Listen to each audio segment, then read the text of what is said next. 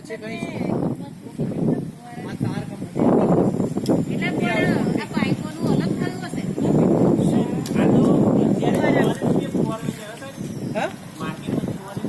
આપડે કાલે એવું નહીં કેતો આ તો આપડે ઓથર ડીલર ખરા ને એટલે અમારે તો બધું જે આવે એટલે અમે તો એ જ ભાવે વેચી દઈએ એમ કવર થાય છે કે બીજું મૂકવી પડશે થઈ જાય અહીં સુધી ત્યાં આવે છે